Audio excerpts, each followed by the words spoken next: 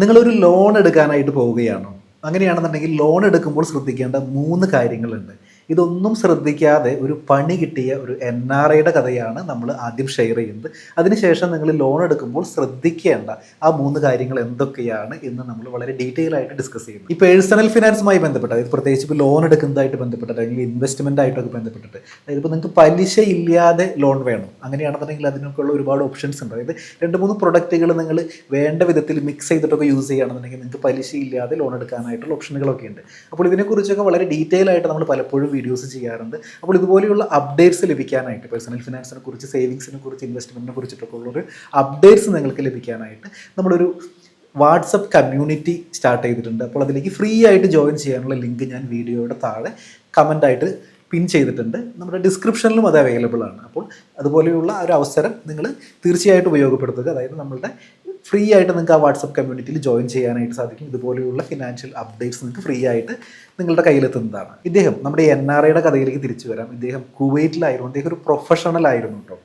അപ്പോൾ നിങ്ങൾക്കറിയാം, പലപ്പോഴും ഈ UAE-യിലൊക്കെ അല്ലാന്നുണ്ടെങ്കിൽ ഗൾഫ് കൺട്രീസിൽ അല്ലെങ്കിൽ മറ്റ് രാജ്യങ്ങളിലൊക്കെ വളരെ ചെറിയ ഒരു ഇൻട്രസ്റ്റ് റേറ്റിന് നിങ്ങൾക്ക് ലോൺ കിട്ടാനായിട്ട് സാധ്യതയുണ്ട്. ഇപ്പോൾ നമുക്ക് ഇവിടെയൊക്കെ നമുക്ക് ഒരു 8% തൊട്ട് ഒരു 12-15% വരെ ഇൻട്രസ്റ്റ് റേറ്റ് വരുമ്പോൾ, അവിടെ വിദേശ രാജ്യങ്ങളിലൊക്കെ ചിലപ്പോൾ ഒരു 3 തൊട്ട് 4, 5, 6 പരമാവധി ആ ഒരു റേറ്റിലൊക്കെ, ആ ഒരു ഇൻട്രസ്റ്റ് ബ്രാക്കറ്റിലൊക്കെ ഇവർക്ക് ലോൺ കിട്ടാനായിട്ട് സാധ്യതയുണ്ട്. അപ്പോൾ ഇദ്ദേഹം ചെയ്ത സംഭവം എന്ന് വെച്ച് കഴിഞ്ഞാൽ, ഏകദേശം കോവിഡിനൊക്കെ മുമ്പ് കേട്ടോ, എനിക്ക് തോന്നുന്നു ഒരു 2018-19 കാലഘട്ടത്തിലൊക്കെ ഇദ്ദേഹം ഏകദേശം ഒരു 1 കോടി രൂപയുടെ അടുത്ത് അദ്ദേഹം ലോൺ എടുത്തു. അപ്പോൾ അത് എടുക്കാനുള്ള കാരണം എന്ന് വെച്ച് കഴിഞ്ഞാൽ, അദ്ദേഹം ബാങ്കായിട്ട് കണക്ട് ചെയ്തപ്പോൾ നിങ്ങൾക്ക് ലോണിന് എലിജിബിലിറ്റി ഉണ്ടല്ലോ, അങ്ങനെയാണെന്നുണ്ടെങ്കിൽ നിങ്ങൾക്ക് ലോൺ എടുക്കാം എന്നുള്ളൊരു ഇത് കിട്ടി. അപ്പോൾ ഇദ്ദേഹത്തിൻ്റെ സാലറി ഒക്കെ വെച്ച് നോക്കിയപ്പോൾ ഏകദേശം ഒരു 1 കോടി രൂപയുടെ അടുത്ത്, എനിക്ക് തോന്നുന്നു ഒരു 45,000 കുവൈറ്റി ദിനാറാണ് അദ്ദേഹം ലോൺ എടുത്തത്. അപ്പോൾ ഏകദേശം ആ ഒരു സമയത്ത് ഒരു 1 കോടി രൂപയുടെ അടുത്തുണ്ടായിരുന്നു. അപ്പോൾ ഇതിൽ ശ്രദ്ധിക്കേണ്ട ഒരു കാര്യം എന്ന് പറയുന്നത്, ഇദ്ദേഹത്തിന് പ്രത്യേകിച്ച് ഒരു പർപ്പസ് ഒന്നും ഉണ്ടായിരുന്നില്ല ലോൺ എടുക്കാനായിട്ട്. ഇത് ബാങ്കുകാർ വിളിക്കുന്നു, ഓക്കെ നിങ്ങൾക്ക് ലോണിന് എലിജിബിലിറ്റി ഉണ്ട്, ഇദ്ദേഹം ലോൺ എടുക്കുന്നു. അപ്പോൾ ലോൺ എടുത്തതിന് ശേഷം നമുക്കൊരു പർപ്പസ് ഇല്ലാതെ ലോൺ എടുത്തു കഴിഞ്ഞാൽ എന്താ സംഭവിക്കാമെന്നാണ് നമ്മൾ ഇനി കാണാനായിട്ട് പോകുന്നത്. അപ്പോൾ ലോൺ എടുത്തതിന് ശേഷം അദ്ദേഹത്തിന് ഏകദേശം ഒരു 10 ലക്ഷം രൂപയുടെ അടുത്ത് അവിടെ തന്നെ ഒരു കാർ ലോണൊക്കെ ഉണ്ടായിരുന്നു. അപ്പോൾ സ്ട്രൈറ്റ് അവേ അത് അദ്ദേഹം ക്ലോസ് ചെയ്തു. ബാക്കി ഒരു 90 ലക്ഷം രൂപയുടെ അടുത്തുണ്ടായിരുന്നു. ഈ 90 ലക്ഷം നേരെ ഇങ്ങോട്ട് നാട്ടിലേക്ക് കയറ്റി വിടുന്നു. അതിനുശേഷം ഇവിടെ ഒരു 25 ലാക്സിൻ്റെ ഒക്കെ എടുത്ത് ഒരു പ്രോപ്പർട്ടിയിൽ അദ്ദേഹം ഇൻവെസ്റ്റ് ചെയ്തു, ഒരു ലാൻഡ് വാങ്ങിക്കാനായിട്ട് ഉപയോഗിച്ചു.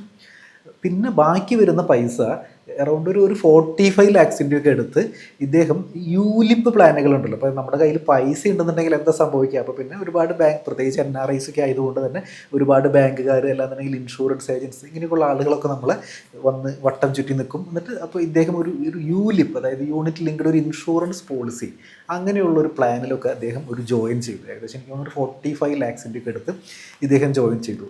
അപ്പോൾ ഇങ്ങനെയുള്ള പ്ലാനുകൾ, പ്രത്യേകിച്ച് ഒരു ഇൻ്റർമീഡിയറി ലിങ്ക് ചെയ്തിട്ടുള്ള പ്ലാനുകളുടെ ഒരു പ്രശ്നം എന്ന് പറയുന്നത്, പ്രത്യേകിച്ചും ചിലപ്പോൾ നമ്മൾ വലിയൊരു എമൗണ്ട് ഇടുമ്പോൾ ഇതിൽ വലിയൊരു എമൗണ്ട് തന്നെ, അതായത് അത്യാവശ്യം വലിയ കുഴപ്പമില്ലാത്തൊരു എമൗണ്ട് ഇവരുടെ കമ്മീഷനൊക്കെ ആയിട്ട് പോകും. ഇപ്പോൾ സേ 45 ലാക്സ് ഒക്കെ ഇട്ടുക ചിലപ്പോൾ ഒരു 5 ലാക്സിൻ്റെ ഒക്കെ എടുത്ത് ചിലപ്പോൾ കമ്മീഷനൊക്കെ ആയിട്ട് പോയിട്ടുണ്ടായിരിക്കാം. അപ്പോൾ ബാക്കിയുള്ളൊരു 40 ലാക്സ് ഒക്കെയാണ് അതിലൊരു ഇൻവെസ്റ്റ്മെൻറ്റിലേക്ക് പോകുന്നത്. അപ്പോൾ ഇദ്ദേഹം 90 ലക്ഷത്തിൽ ഒരു 25 ലക്ഷം രൂപയുടെ അടുത്ത് പ്രോപ്പർട്ടി വിൽക്കാനായിട്ട് എടുക്കുന്നു. ബാക്കിയുള്ള 45 ലക്ഷം രൂപയുടെ അടുത്ത് ഇങ്ങനെ നമ്മളെ ഈ ഒരു യൂലിപ്പിലേക്ക് ഇടുന്നു.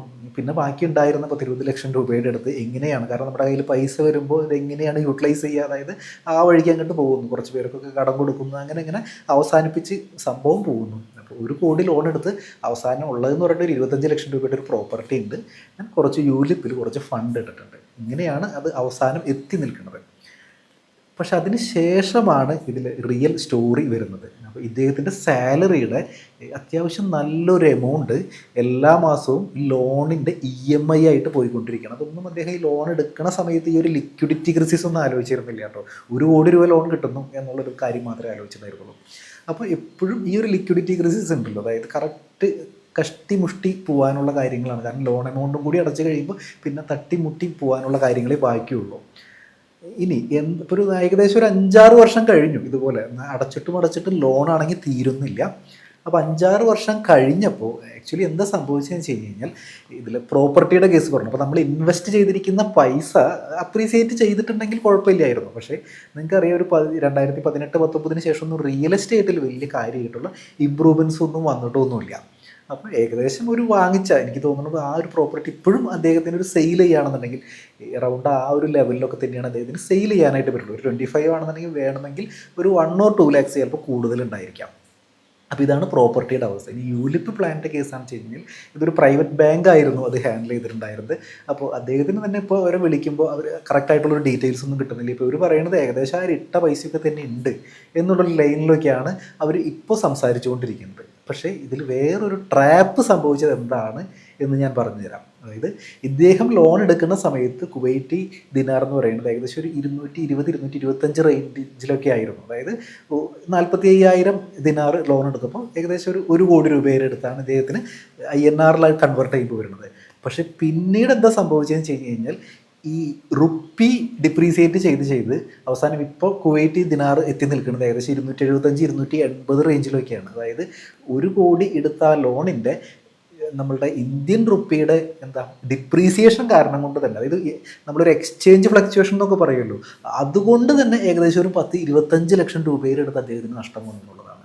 അതായത് അദ്ദേഹം അവിടെയല്ല ഇൻവെസ്റ്റ് ചെയ്തേക്കുന്നത്, ഇത് കുവൈറ്റിലല്ല ഇൻവെസ്റ്റ് ചെയ്തേക്കുന്നത്, നേരെ മറിച്ച് ഇവിടെ ഇന്ത്യയിലാണ്. അതായത് അദ്ദേഹത്തിൻ്റെ ഇൻവെസ്റ്റ്മെൻറ്റുകൾ മുഴുവൻ INR പക്ഷേ ലോൺ എടുത്തേക്കുന്നത് കുവൈറ്റി ദിനാറിലാണ്.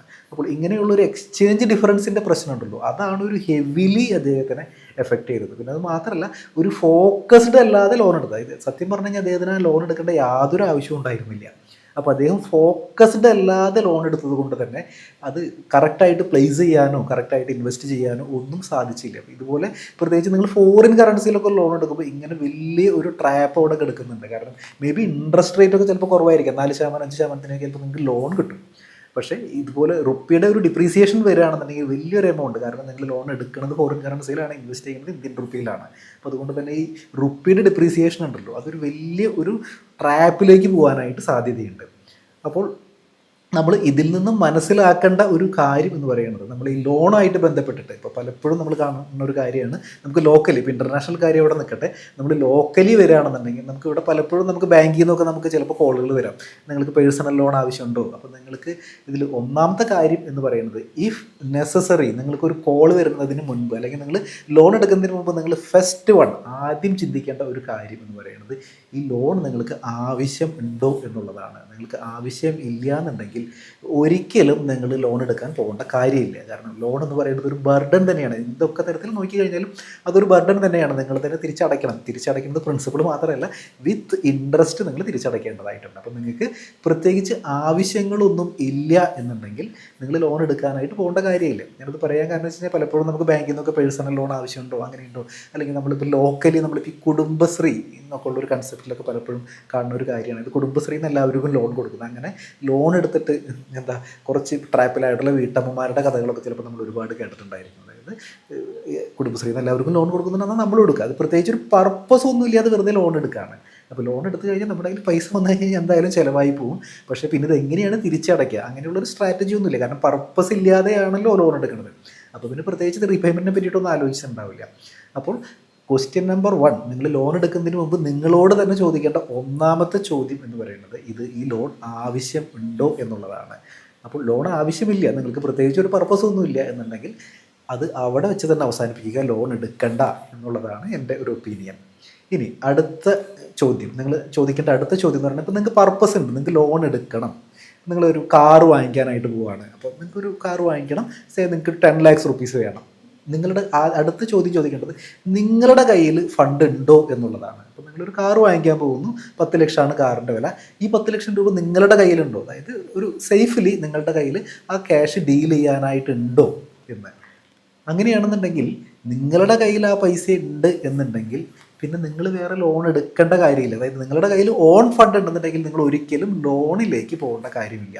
കാരണം നമ്മളിപ്പോൾ ഒരു ബിസിനസ് ഒന്നുമല്ല നമ്മൾ ചെയ്യണമെന്ന് വിചാരിക്കും. അങ്ങനെയാണെന്നുണ്ടെങ്കിൽ അതിൻ്റെ ഒരു ഇൻട്രസ്റ്റ് ബെനിഫിറ്റ് എന്ന് പറയുന്നത്, നിങ്ങൾ നോർമലി നിങ്ങൾ ബിസിനസ് ഒന്നും ചെയ്യുന്നില്ല എന്നുണ്ടെങ്കിൽ നിങ്ങളുടെ ഒരു റേറ്റ് ഓഫ് റിട്ടേൺ, അതായത് ഈ ഒരു 10 ലക്ഷം രൂപ, നമ്മളുടെ കേസിൽ 10 ലക്ഷം രൂപ നിങ്ങൾ ഇൻവെസ്റ്റ് ചെയ്യുകയാണെന്നുണ്ടെങ്കിൽ നിങ്ങൾക്ക് കിട്ടുന്നത് ചിലപ്പോൾ ഒരു 7% അല്ലെങ്കിൽ 8% ഒക്കെ ആയിരിക്കും. നിങ്ങളൊരു ഫിക്സഡ് ഡെപ്പോസിറ്റിലൊക്കെ ഇടുകയാണെന്നുണ്ടെങ്കിൽ നിങ്ങൾക്ക് ലഭിക്കുന്നത്.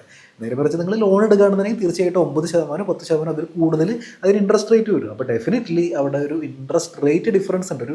അപ്പോൾ അത് കാരണം തന്നെ നിങ്ങളുടെ കയ്യിൽ പൈസ ഉണ്ട്, ഉണ്ടെന്നുണ്ടെങ്കിൽ നിങ്ങൾ ലോൺ എടുക്കേണ്ട ആവശ്യമില്ല. അതായത് അത് സഫീഷ്യൻ്റ് ആണ് എന്ന് കരുതൂ. ഇപ്പോൾ 10 ലക്ഷമാണ് നിങ്ങളുടെ കാറിൻ്റെ അല്ലെങ്കിൽ നിങ്ങൾക്കൊരു അസറ്റ് വാങ്ങിക്കേണ്ടത് അല്ലെങ്കിൽ നിങ്ങളുടെ ഒരു ഫണ്ട് വരുന്നത്. ആ 10 ലക്ഷം രൂപ നിങ്ങളുടെ കയ്യിലുണ്ടെന്നുണ്ടെങ്കിൽ പിന്നെ നിങ്ങൾ ഒരിക്കലും ലോണ് പോകേണ്ട ആവശ്യമില്ല. ഇതാണ് രണ്ടാമത് നിങ്ങളെടുത്ത് ചോദിക്കേണ്ട ഒരു കാര്യം. രണ്ടാമത് നിങ്ങളൊരു സെൽഫ് ചെക്ക് ചെയ്യേണ്ട കാര്യം. നിങ്ങളുടെ കയ്യിൽ ഫണ്ട് ഉണ്ടോ, ദെൻ നിങ്ങളത് ഉപയോഗിക്കുക, ലോൺ എടുക്കേണ്ട കാര്യമില്ല. ഇനി ഈ 2 സ്റ്റെപ്പുകളും ഈ 2 കടമ്പകളും കടന്നു എന്ന് കരുതുന്നു. അതായത് നിങ്ങൾക്കൊരു കറക്റ്റായിട്ടൊരു പർപ്പസ് ഉണ്ട്, ഒരു നെസസിറ്റി അവിടെ ഉണ്ട്. രണ്ടാമത്തെ കേസ് നിങ്ങളുടെ കയ്യിൽ ഫണ്ടില്ല അല്ലെങ്കിൽ ഫണ്ടിൽ ഷോർട്ട് ഉണ്ട് എന്ന് വിചാരിക്കും. അതായത് 10 ലക്ഷം രൂപയാണ് നിങ്ങളുടെ ഇൻവെസ്റ്റ്മെൻറ്റ് അല്ലെങ്കിൽ നിങ്ങൾക്കൊരു റിക്വയർമെൻ്റ് ഉള്ളത്. പക്ഷേ നിങ്ങളുടെ കയ്യിൽ 5 ലക്ഷം ഉള്ളൂ അല്ലെങ്കിൽ നിങ്ങളുടെ കയ്യിൽ പൈസ ഒന്നുമില്ല. അപ്പോൾ അവിടെ കറക്റ്റായിട്ട് ഒരു റിക്വയർമെൻ്റ് ഉണ്ട്, ഒരു പർപ്പസ് ഉണ്ട്. അങ്ങനെയാണെങ്കിൽ മാത്രം മൂന്നാമത്തെ സ്റ്റെപ്പിലേക്ക് പോവുക. അങ്ങനെയാണെന്നുണ്ടെങ്കിൽ നിങ്ങൾ ലോൺ എടുക്കാനായിട്ട് ഉദ്ദേശിക്കുക. പക്ഷേ ലോൺ എടുക്കുമ്പോൾ മറ്റു കുറച്ച് കാര്യങ്ങൾ കൂടി ശ്രദ്ധിക്കുക. അതായത് നിങ്ങളുടെ കുറച്ച് കാര്യങ്ങൾ, അതായത് ലോൺ എടുക്കുക എന്ന് പറയുന്നത് എന്ത് തന്നെയായാലും ഒരു കമ്മിറ്റ്മെൻറ്റും ഒരു ബർഡനും ഒക്കെ തന്നെയാണ്. നിങ്ങൾ തന്നെ തിരിച്ചടയ്ക്കണം ഈ ലോണൊക്കെ. അപ്പോൾ പിന്നെ ഒരു ലോങ് ടൈം ലോണൊക്കെ ആണെന്നുണ്ടെങ്കിൽ നിങ്ങളുടെ ജീവിതകാലം മുഴുവൻ, അതായത് വലിയൊരു ഭാരം നിങ്ങളുടെ മുതുകിൽ കയറ്റി വെച്ച പോലെ ആയിരിക്കും. വലിയ ഒരു ലോങ് ടൈം ലോണൊക്കെ നിങ്ങൾ എടുക്കുകയാണെന്നുണ്ടെങ്കിൽ 20-25 വർഷത്തേക്കൊക്കെ ലോൺ എടുക്കുകയാണെന്നുണ്ടെങ്കിൽ നിങ്ങളത് അടച്ചിട്ടും തീരുന്നില്ല എന്നുള്ളൊരു ഫീലിലേക്ക് തന്നെ ചിലപ്പോൾ നിങ്ങൾക്ക് വരാനായിട്ട് സാധ്യതയുണ്ട്. നിങ്ങളുടെ ഒരു മെൻറ്റാലിറ്റി തന്നെ ചിലപ്പോൾ ലോൺ ചിലപ്പോൾ നിങ്ങളെ മാറ്റാനായിട്ട് സാധ്യതയുണ്ട്. ഇപ്പോൾ മന്ത്ലി സാലറി ഒക്കെ കിട്ടുന്ന ആളുകളൊക്കെ ആണെന്നുണ്ടെങ്കിൽ സാലറി വരുന്നു, വലിയൊരു എമൗണ്ട് ലോണിലേക്ക് പോകുന്നു. പ്രത്യേകിച്ച് ഇപ്പോൾ നമ്മൾ വളരെ ഒരു കഷ്ടിച്ച് ജീവിക്കേണ്ട ഒരു സിറ്റുവേഷനൊക്കെ ചിലപ്പോൾ ലോണിന് എടുത്തു കഴിഞ്ഞാൽ വരാനായിട്ട് സാധ്യത. അപ്പോൾ ആവശ്യമില്ലെങ്കിൽ നിങ്ങളതിൽ എടുക്കേണ്ട കാര്യമില്ല. ഇപ്പോൾ നമ്മുടെ മൂന്നാമത്തെ ക്വസ്റ്റ്യൻ എന്ന് പറയുന്നത്, നമ്മൾ ലോൺ എടുക്കാനായിട്ട് തീരുമാനിക്കുന്നു, ആവശ്യമുണ്ട്, ലോൺ എടുക്കുന്നു. ആ ഒരു സിറ്റുവേഷനിൽ ഒന്ന് റീചെക്ക് ചെയ്യുക. അതായത് ചിലപ്പോൾ ഇൻട്രസ്റ്റ് റേറ്റ് ചിലപ്പോൾ ഒരു 2-3 ബാങ്കുകൾ അല്ലെങ്കിൽ ഫിനാൻഷ്യൽ ഇൻസ്റ്റിറ്റ്യൂഷനിൽ നിന്ന് നിങ്ങളൊന്ന് ഇതിൻ്റെ ഒരു ഇൻട്രസ്റ്റ് ചെക്ക് ഒന്ന് നടത്തി നോക്കുക. അതായത് ചിലപ്പോൾ ഒരു 0.5% അല്ലെങ്കിൽ ഒരു 0.1%, 0.2% ഒക്കെ ചിലപ്പോൾ ഒരു ഇൻട്രസ്റ്റ് റേറ്റിൽ വ്യത്യാസം ഉണ്ടെന്നുണ്ടെങ്കിൽ അത് തന്നെ ഓപ്റ്റ് ചെയ്യാനായിട്ട്, കുറച്ച് മെനക്കെട്ടാലും കുഴപ്പമില്ല, അത് തന്നെ ഓപ്റ്റ് ചെയ്യാനായിട്ട് ശ്രദ്ധിക്കുക. കാരണം വെച്ചാൽ ഒരു ലോങ് ടൈം ഒക്കെ ആണെന്ന് വിചാരിക്കും, ഒരു 10 years 20 years ഒക്കെ ആണെന്നുണ്ടെങ്കിൽ ഈ ഒരു 0.1% ഒക്കെ ഉണ്ടാക്കുന്ന ഒരു ഇമ്പാക്റ്റ് എന്ന് പറയുന്നത് ചിലപ്പോൾ ലക്ഷങ്ങളായിരിക്കും. വലിയൊരു എമൗണ്ട് നിങ്ങൾക്ക് സേവ് ചെയ്യാനായിട്ട് പറ്റും. അപ്പോൾ നിങ്ങൾ ലോൺ എടുക്കാൻ തീരുമാനിക്കുന്നു, അങ്ങനെയാണെന്നുണ്ടെങ്കിൽ ഒന്ന് അനലൈസ് ചെയ്ത് ഒന്ന് കമ്പയർ ചെയ്ത് നിങ്ങൾ ലോൺ എടുക്കുക. അതായത് ധൃതി പിടിച്ച് ലോൺ എടുക്കരുത് എന്നാണ് ഞാൻ പറഞ്ഞത്. ഇനി വേറൊരു കാര്യം കൂടി ശ്രദ്ധിക്കാനുള്ളത്, ഓക്കെ നിങ്ങളൊരു ലോൺ എടുക്കുന്നു, ഇനി അതിൽ നിങ്ങൾക്കൊരു പ്രീ പേയ്മെൻറ്റ്, അതായത് ഒരു പ്രീ ക്ലോഷർ ഓപ്ഷൻ ഉണ്ടോ എന്ന് നിങ്ങളൊന്ന് ചെക്ക് ചെയ്ത് നോക്കുക. അതായത് നിങ്ങളുടെ കയ്യിൽ നിങ്ങൾ ലോൺ എടുക്കുന്നു, ഇപ്പോൾ 10 lakhs ലോൺ എടുക്കുന്നു, നിങ്ങളത് EMI ആയിട്ട് അടച്ചു പോകുന്നു. പക്ഷേ നിങ്ങളുടെ കയ്യിൽ ഒരു ഫണ്ട് വരുമ്പോൾ, നിങ്ങളുടെ കയ്യിൽ ഇപ്പോൾ ഒരു 6 ലക്ഷം രൂപയാണ് നിങ്ങളുടെ ലോണിൻ്റെ ബാലൻസ് നിൽക്കുന്നത്. പക്ഷേ നിങ്ങളുടെ കയ്യിൽ ഒരു 6 ലക്ഷം രൂപയുടെ ഫണ്ട് വന്നു എന്ന് കരുതും. അങ്ങനെയാണെന്നുണ്ടെങ്കിൽ ഇത് പ്രീ ക്ലോസ് ചെയ്യാനായിട്ട് പറ്റുമോ എന്ന് ആദ്യമേ തന്നെ നിങ്ങളൊന്ന് ചോദിച്ചു വയ്ക്കുക. കാരണം അങ്ങനെയാണെന്നുണ്ടെങ്കിൽ, അങ്ങനെ ഒരു ഓപ്ഷൻ ഉണ്ടെന്നുണ്ടെങ്കിൽ നിങ്ങൾ വളരെ സേഫാണ്. അല്ലാന്നുണ്ടെങ്കിൽ പല ലോണുകളും ചില ബാങ്കുകളൊക്കെ കൊടുക്കുന്നത് ഈ പ്രീ ക്ലോഷർ ഓപ്ഷൻ ഇല്ല എന്ന് കരുതും. അങ്ങനെയാണെന്നുണ്ടെങ്കിൽ നിങ്ങൾ ബാക്കി നിൽക്കുന്ന ആ ഒരു പ്രിൻസിപ്പൽ എമൗണ്ടും ഇൻട്രസ്റ്റും കൂടി ചിലപ്പോൾ നിങ്ങൾ അടയ്ക്കേണ്ടതായിട്ട് വരും. നിങ്ങൾ നേരത്തെ തന്നെ ലോൺ ക്ലോസ് ചെയ്യുന്നു, പക്ഷേ ബാക്കി നിൽക്കുന്ന എല്ലാ ഇൻട്രസ്റ്റും ചിലപ്പോൾ നിങ്ങൾ അടയ്ക്കേണ്ടതായിട്ട് വരും. അപ്പോൾ ഇങ്ങനെയുള്ള കാര്യങ്ങൾ കൺസിഡർ ചെയ്തതിന് ശേഷം മാത്രം നിങ്ങൾ ലോൺ എടുക്കാനായിട്ട് ശ്രദ്ധിക്കുക. അപ്പോൾ നമ്മുടെ NRIയുടെ കഥ എന്തായാലും നിങ്ങൾക്ക് സംഭവിക്കാതിരിക്കട്ടെ. കാരണം അത്രയധികം എഫർട്ട് എടുത്തിട്ടാണ് നമ്മളുടെ അടുത്ത ഒരു കൺസൾട്ടേഷൻ വന്നപ്പോൾ ഈ ഒരു ഊരാക്കുടുക്ക് ഇതൊരു വലിയൊരു പ്രോബ്ലം തന്നെയായിരുന്നു. അത്രയധികം എഫർട്ട് എടുത്തിട്ടാണ് നമ്മൾ അതിലൊരു സൊല്യൂഷനിലേക്ക് എത്തിച്ചേർന്നത്. അപ്പോൾ നിങ്ങളും ഇതുപോലെ ഒരു ട്രാപ്പിലാണ്, ഒരു ഡെപ്റ്റ് ട്രാപ്പിലാണ്, ഒരു ലോൺ ട്രാപ്പിലാണെന്നുണ്ടെന്നുണ്ടെങ്കിൽ, നിങ്ങളൊരു സൊല്യൂഷൻ ആഗ്രഹിക്കുന്നുണ്ടെന്നുണ്ടെങ്കിൽ, നമ്മൾ ഈ വീഡിയോയുടെ താഴെ നമ്മൾ കമൻറ്റ് ബോക്സിൽ ഒരു ഗൂഗിൾ ഫോമിൻ്റെ ലിങ്ക് നമ്മൾ പിൻ ചെയ്തിട്ടുണ്ട്, നമ്മുടെ ഡിസ്ക്രിപ്ഷനിലും അവൈലബിൾ ആണ്. അപ്പോൾ നിങ്ങളുടെ ആ ഒരു ഡീറ്റെയിൽസ് നിങ്ങൾ ഷെയർ ചെയ്യുകയാണെന്നുണ്ടെങ്കിൽ നമുക്ക് ഒരുമിച്ച് ഒരു സൊല്യൂഷന് വേണ്ടിയിട്ട് ശ്രമിക്കാം. മലയാളത്തിൽ ഇൻകം ടാക്സുമായിട്ട് ബന്ധപ്പെട്ടിട്ട് അല്ലെങ്കിൽ പേഴ്സണൽ ഫിനാൻസുമായിട്ട് ബന്ധപ്പെട്ടിട്ട് ഏറ്റവും കൂടുതൽ വീഡിയോസുള്ളത് നമ്മുടെ ചാനലിലാണ്. അപ്പോൾ ചാനൽ ഇതുവരെ സബ്സ്ക്രൈബ് ചെയ്തിട്ടില്ലെന്നുണ്ടെങ്കിൽ തീർച്ചയായിട്ടും സബ്സ്ക്രൈബ് ചെയ്യുക. മറ്റൊരു വീഡിയോ ആയിട്ട് വീണ്ടും കാണാം. Thanks for watching.